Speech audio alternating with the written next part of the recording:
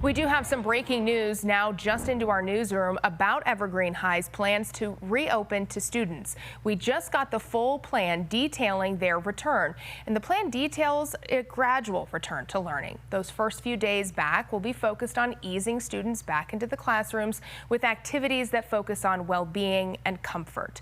Students have also been asked to leave their backpacks at home, but they can bring their phones. The first part of the plan released Friday included increased security and support for students and faculty.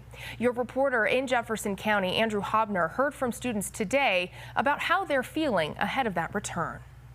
A lot has changed up here at the Evergreen Lake House in just the last 10 or so days. It was a media staging ground for the school shooting that took place at Evergreen High School, and just in the last week, it became the place for a meeting of the minds between the district, the community, as well as students to figure out how next Thursday's return to school would indeed go.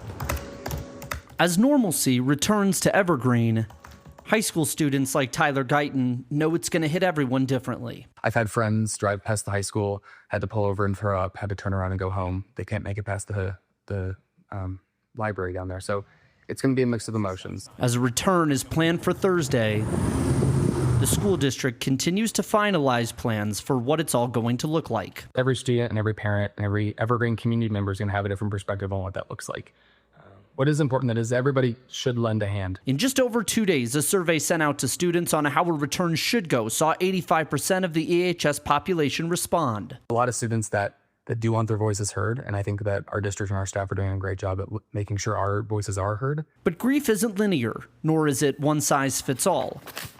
What works for some students may not for others, and that's the balance everyone is trying to find as a community. There's a fine line between when we go back to school, we have to be reintroduced to education, but we also have to acknowledge and be vulnerable in bold and vulnerable ways about what happened last week. As Tyler, a senior this year, reflects on his Sunday church attendance and the prayer he said ahead of what is going to be an emotional week for everybody in Evergreen. We have to understand that love and reaching out a hand and lending a hand to one another, being empathetic, that's the way we get through this. This Sunday here in Evergreen, things feel back to normal. A wedding is here today. There's people walking with their kids enjoying the nice weather or fishing out on the reservoir itself.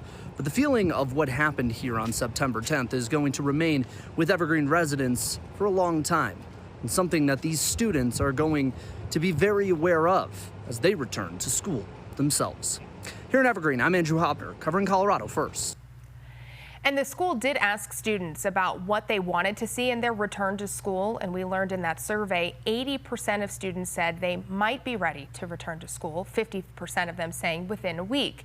When the district asked how they can support their mental health and well-being, more than 66% of students said they need a chance to connect with friends and peers.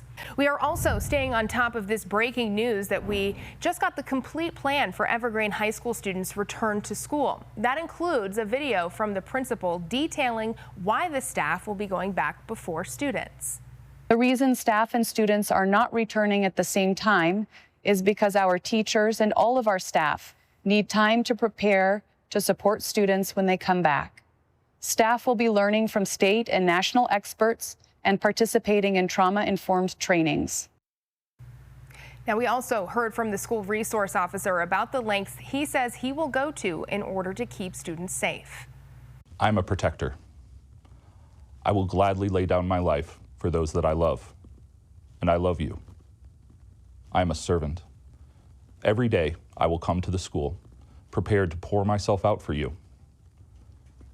You all are the bravest students in the state of Colorado. So students will be back in school for half days starting this Thursday and Friday. And again, staff will return to the building tomorrow. As your reporter for Jefferson County, Andrew was one of our many reporters in Evergreen the day of the shooting.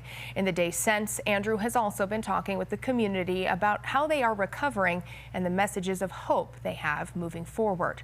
You can share your stories with Andrew, from tragedies to victories and everything in between. Just reach out to him by emailing yourreporter@cbs.com or by calling our tips line.